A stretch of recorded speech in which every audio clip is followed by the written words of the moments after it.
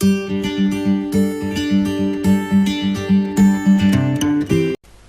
semuanya, balik lagi dengan saya Gunawan Ahmad. Kali ini saya akan membahas tentang latihan soal CPNS 2021 Tes Wawasan Kebangsaan atau TWK tentang NKRI dan pembahasannya. Oke, sebelum masuk ke pembahasan, alangkah baiknya untuk subscribe di channel ini supaya berkembang menjadi channel yang lebih baik. Jangan lupa juga tonton video ini sampai selesai agar tidak terjadi kesalahpahaman. Lanjut kita masuk ke yang pertama itu sebutan Nusantara pertama kali disebutkan oleh seorang pujangga pada masa kerajaan A. Tarumanegara, B. Mataram Hindu, C. Sriwijaya, D. Singosari, E. Majapahit. Jawabannya adalah E. Istilah Nusantara disebutkan oleh seorang pujangga pada masa kerajaan Majapahit. Kemudian pada masa penjajahan Belanda diubah menjadi Hindia Belanda. Lanjut kita ke nomor 2. Tokoh-tokoh di bawah ini sering disebut sebagai tiga serangkai. Mereka adalah A. Cipto Mangunkusumo HOS, Cokro Minoto, Dawes Dekar. B. Cipto Mangunkusumo Ki Hajar Dewantara dan Dawes Dekar. C. Cipto Mangunkusumo Ki Hajar Dewantara dan Kiai Haji Ahmad Dahlan. D. Kiai Hajar Dewantara, Dawes Dekar, Haji Samanhudin. E. Cipto Mangunkusumo Ki Hajar Dewantara HOS Cokro Aminoto. Jawabannya adalah B. Tiga serangkai merupakan julukan untuk tiga pelopor nasionalisme Indonesia, yaitu Cipto Mangunkusumo, Ki Haji Dewantara, dan Dawes Dekar. Lanjut kita ke nomor 3. Kata Indonesia berasal dari bahasa Latin Indus dan Nesos. Arti dari kata tersebut adalah A. India dan pulau-pulau, B. India dan samudra, C. Hindia dan pulau-pulau, D. Hindia dan pulau, E. India dan pulau. Jawabannya adalah A. Indonesia berasal dari bahasa Latin, Indus memiliki arti India, dan Nesos memiliki arti pulau-pulau. Lanjut kita ke nomor 4. Pencetus Sumpah Pemuda adalah Indonesia Nederland, Budi Utomo, Partai Nasional Indonesia. B. Budi Utomo, Partai Nasional Indonesia, Pemuda Indonesia. C. Indonesia Nederland, Partai Nasional Indonesia, Pemuda Indonesia. D. Partai Nasional Indonesia, Pemuda Indonesia, Trikoro Darmo. E. Indonesia Nederland, Partai Nasional Indonesia, Trikoro Darmo. Jawabannya adalah C. Pencetus Sumpah Pemuda adalah Indonesia Nederland, Partai Nasional Indonesia, dan Pemuda Indonesia. Lanjut kita ke nomor 5.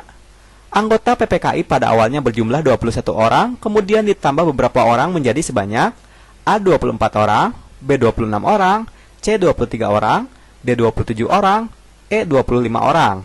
Jawabannya adalah D. Anggota PPKI pada awalnya berjumlah 21 orang. Tanpa sepengetahuan Jepang ditambah sebanyak 6 orang sehingga berjumlah menjadi 27 orang. Lanjut nomor 6.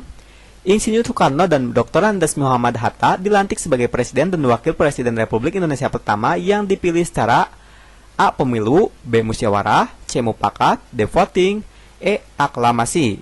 Jawabannya adalah E. Insinyur Soekarno dan Dr. Andes Muhammad Hatta dilantik sebagai Presiden dan Wakil Presiden Republik Indonesia pertama yang dipilih secara aklamasi.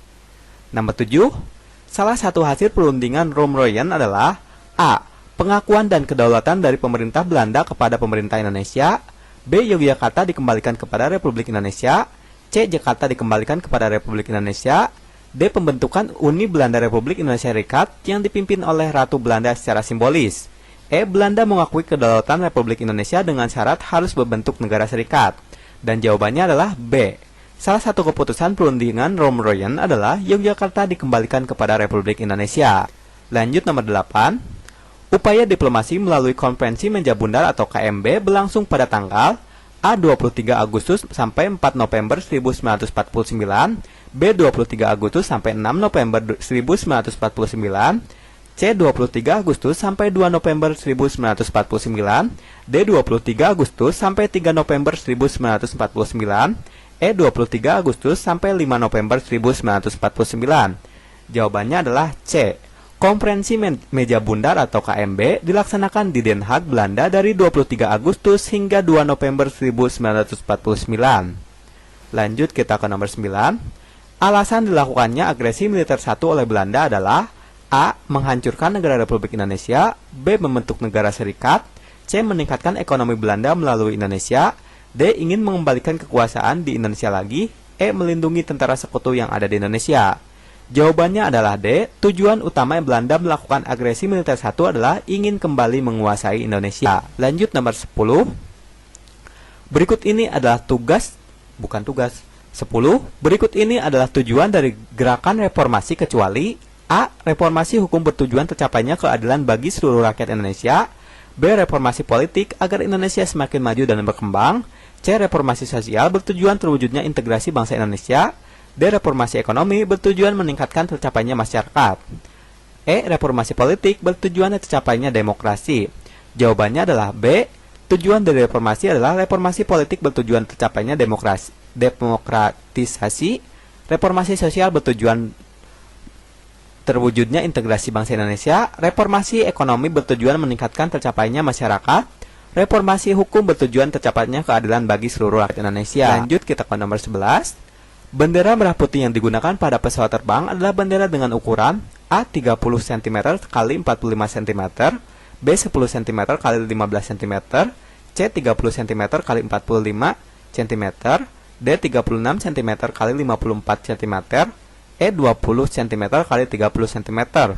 Jawabannya adalah C. 30 cm x 45 cm adalah ukuran bendera yang digunakan pada pesawat udara. Oke, itulah dia latihan soal CPNS 2021 tes wawasan kebangsaan atau TWK tentang NKRI dan pembahasannya. Jangan lupa untuk like, comment, share, and subscribe. Akhir kata, thank you and bye-bye.